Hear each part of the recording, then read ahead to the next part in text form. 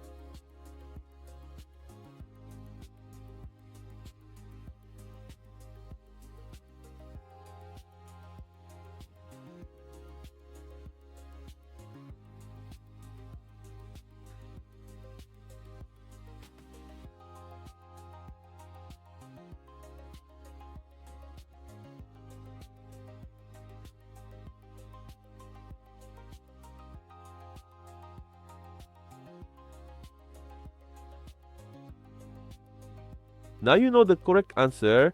If you got it right, comment below. If you got it wrong, don't worry. This type of expression tricks many people. Leave your like and subscribe to the channel and follow the upcoming challenges. See you in the next video.